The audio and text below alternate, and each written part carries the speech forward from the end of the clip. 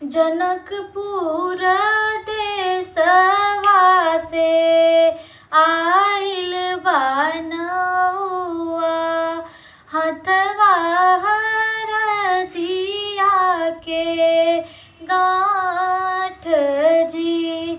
जनकपुर देशवा से आइल बा नौआ, हथवा हरदिया के गाँठ जी। आऊ ना नौआ पलंग चढ़ी बैठो, कहऊ नैहरवा के हाल जी। आऊ ना नौआ पलंग चढ़ी बैठो, कहऊ नैहरवा के हाल जी। तोहरे नैहरवा सीता प्रेम कुशलवा, चाहित है कुशल तो हार जी। तोहरे नैहरवा सीता प्रेम कुशलवा, चाहित है कुशल तो हार जी। तोहरे नैहरवा सीता पड़ी बियाहवा, तोहरे भतीजे के बियाह जी। तोहरे नैहरवा सीता पड़ी बियाहवा, तोहरे भतीजे के बियाह जी।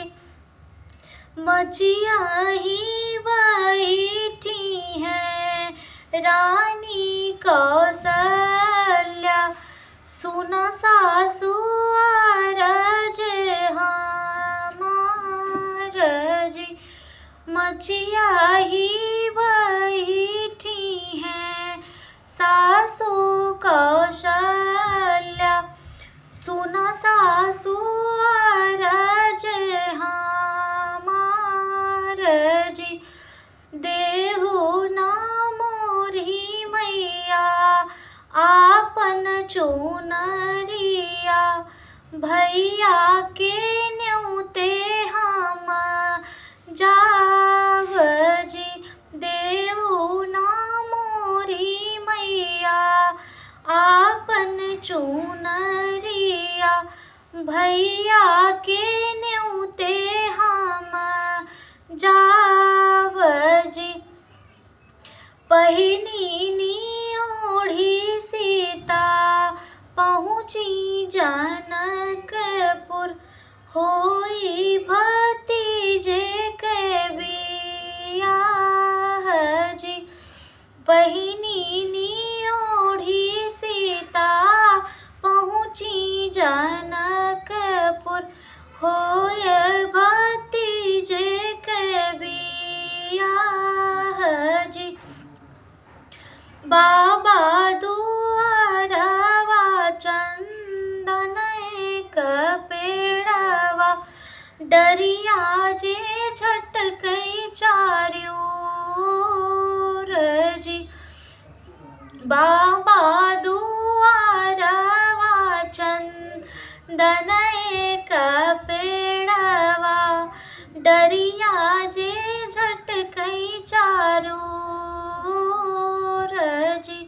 अर जाई डरिया हो फटी गए सड़िया, सीता जे बैठी मन मारी जी। बहरे से आई भैया कवन रामा, सीता से पूछाई बात जी।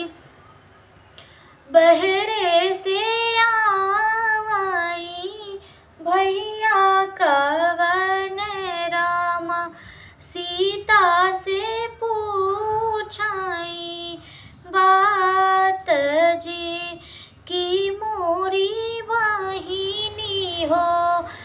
भाभी गरी आई की तोरा भाई अपमान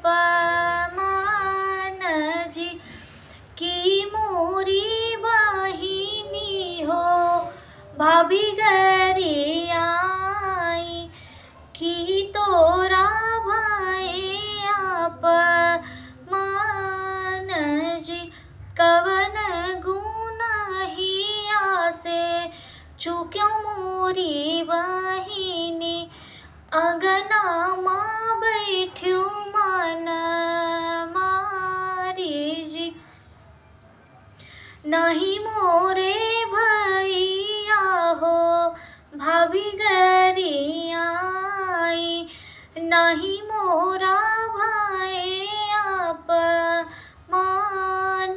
जी अरझाई डरिया भैया फटी गए सड़िया कवन जवाब सासू देव जी अरझाई डरिया भैया फटी गए सड़िया कवन जवाब सासू देव जी इतनी वचन सुनी हंसे हैं भैया सीता का लागे सामू झावे जी जिनी बहिनी रोवाऊ जिनी बहिनी झंखो जिनी बहिनी मान पछताऊ जी तोहों का तो सजबै बहिनी बिटिया के जैसन बिहसी ससुर घरे जाऊ जी तोहों का तो साजब बेटी बिटिया के जैसे बिहसी सजन घरे जाऊ जी तोहों का तो साजब बेटी बिटिया के जैसे बिहसी ससुर घरे जाऊ जी।